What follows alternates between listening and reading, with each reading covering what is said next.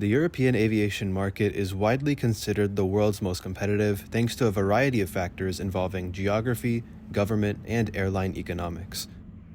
Today, Europe has among the lowest short-haul airline fares in the world, a direct result of fierce competition between legacy and low-cost airlines.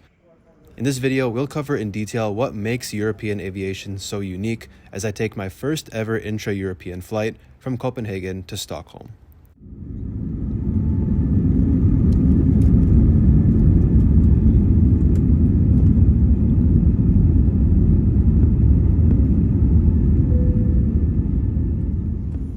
Good morning from Copenhagen Kastrup Airport, where I've just arrived from Chicago with 4 hours before my connecting flight to Stockholm. Kastrup is the busiest and largest airport in the Nordic region, serving over 30 million passengers in 2024. There are 6 concourses lettered A through F, but despite the airport's size, walking is the main way of getting between them, so if you are considering flying through Copenhagen, definitely aim for minimum 2-hour connections, especially for tickets involving intercontinental flights. While immigration today took around 30 minutes, passport control when departing Copenhagen a few days later tends to be a mess, which I'll cover in a future video. Despite that, connections within the Schengen area can be made in under an hour, and overall the airport has many options for retail and dining.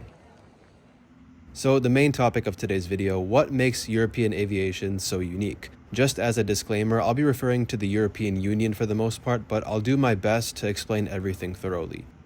In any case, the first reason making European aviation so unique is geography. In Europe, so many countries being packed closely together means generally major cities are not too far from each other. That's especially why high-speed rail is so popular in Europe, but even still, trains only put up a good fight against airlines on domestic sectors and very few cross-border ones. Furthermore, many European city pairs lack efficient rail connections, and this is where air travel dominates. With dozens of large metropolitan areas, many of which lie within 2 to 3 hours flying time from each other, intra-European flights continue to be in high demand.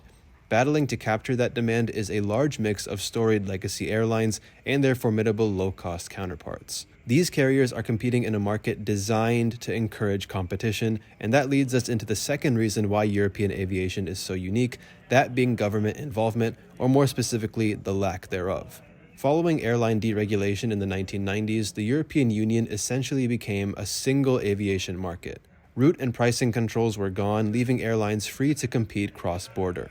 As a direct result, low-cost airlines began skyrocketing in popularity, taking advantage of liberalized air transport rules. What makes Europe unique, though, specifically the European Union, is that because it's all one market, its open skies policies give airlines the freedom to set up shop anywhere they want within the EU. This strategy makes the most sense for low-cost airlines given they specialize in point-to-point flying, and it's generally these airlines who have been successful using it. Ryanair is a perfect example because despite being an Irish carrier, it has over 85 bases across Europe in countries like Spain, Italy, Germany, Poland, and Croatia, among others. With low-cost airlines dominating Europe, legacy airlines have historically struggled to compete. But why don't legacy airlines do the same thing? Why can't they also just establish bases across multiple EU states? Well, that brings us to the third reason why European aviation is so unique: airline economics. Unlike low-cost airlines, legacy airlines largely follow the hub and spoke model by which they funnel passengers from point A to point B through their large hubs.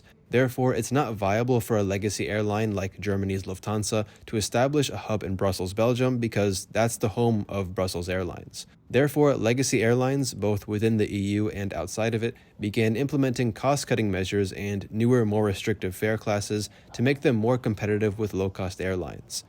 Furthermore, airlines from the EU nations had to devise their own structural solutions to survive in a market where low-cost airlines are so dominant. As a result, 3 major airline groups have emerged following deregulation in the European Union: the Lufthansa Group, Air France-KLM Group, and the International Airlines Group, or IAG.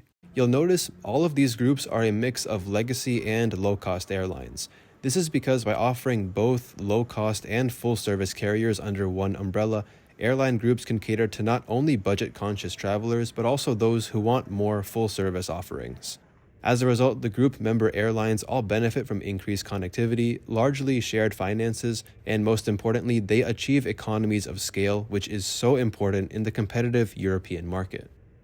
In short, the EU's aviation market makes it challenging for legacy airlines to survive on their own. The only EU legacy airline that I can think of that has yet to join any group is TAP Air Portugal, and that will soon be changing. The Portuguese government is privatizing the airline, keeping a majority 50.1% stake and selling the remaining 49.9%. Currently, all three major European airline groups are racing to get their hands on TAP, and 2026 is going to be the year where we will most definitely see Portugal's flag carrier join one of those groups. Now, of course, Europe is more than just the EU, so what about airlines from non-EU member nations? Well, these airlines continue competing with everyone else, but because they're not bound by the EU's aviation regulations, they have their own ingredients to success. Iceland Air, for example, uses its home country's fantastic strategic location between mainland Europe and North America to offer extremely competitive fares, while simultaneously promoting Iceland as a popular stopover destination. It also helps that Iceland's location means Iceland Air can serve all of its destinations with fuel-efficient narrow-body aircraft, thus keeping down costs. That will become especially true later in 2026 as its remaining Boeing 757-200s are sadly retired. This is probably my last time seeing one, as well as its 3 wide-body 767s.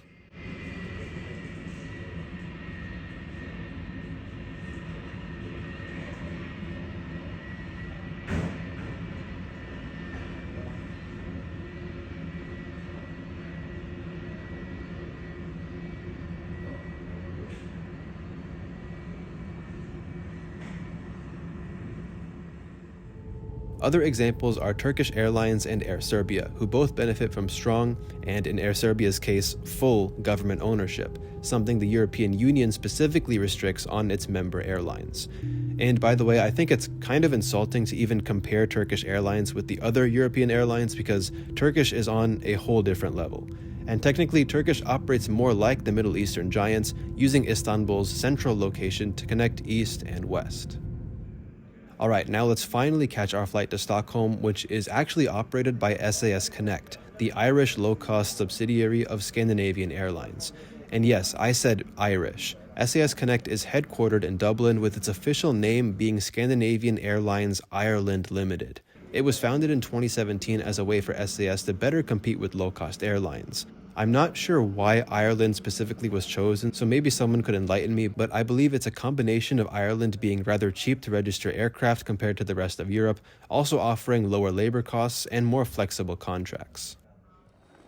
SAS prides itself on being Europe's most punctual airline. Ironically, the inbound flight was late, but part of that success comes from efficient boarding and deplaning processes, sort of like a low-cost airline style of doing things. The front half of the plane uses the jet bridge, while the back half uses the air stairs.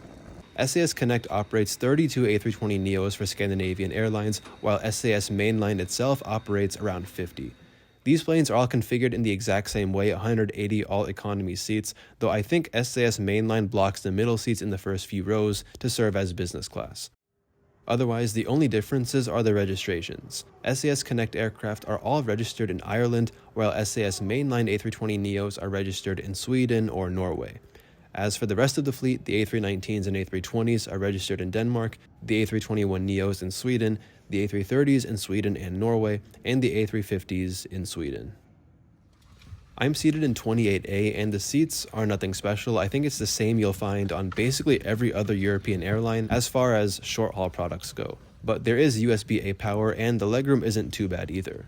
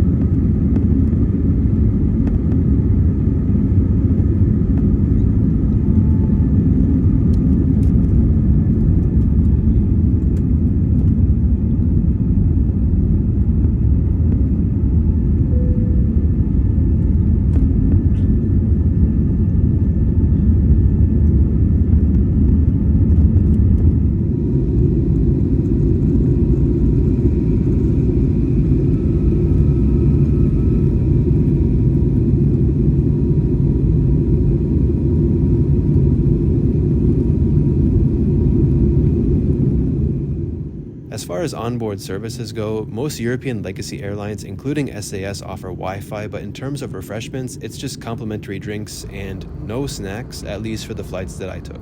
There is, however, a wide selection of buy onboard items from the onboard menu.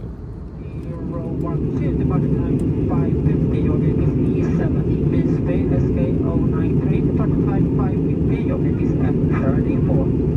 View SK028, departure time 4:55, your gate is E1, and Tallinn with SK1748, departure time 5. Right, the captain now starting approach to Stockholm, now down from Stockholm on the left-hand side. In about 10 minutes, make sure the ship is fast and the weather is reporting an increase southerly winds and all ghost clouds on the island. Thank you for flying with us at SAS, and I wish you a very pleasant hosting.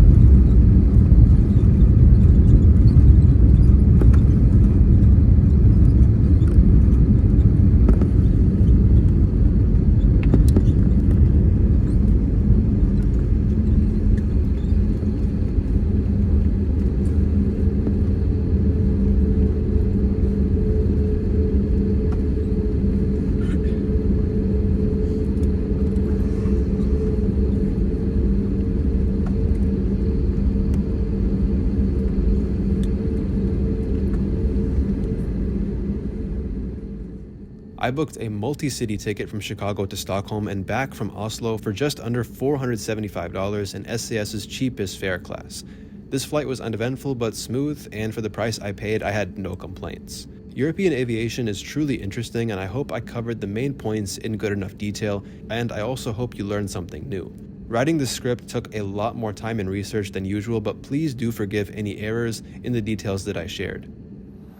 Now, we just flew from Denmark to Sweden, but we won't have to go through immigration because both countries are within the Schengen area, which is a group of 29 European countries that have abolished internal border controls. But finally, welcome to Sweden, and I had some trouble finding my hotel at the airport, but I got there eventually. Thank you so much for tuning into today's video, and stay tuned for more exciting content coming from this trip. Until then, take care, and I'll see you all again very soon.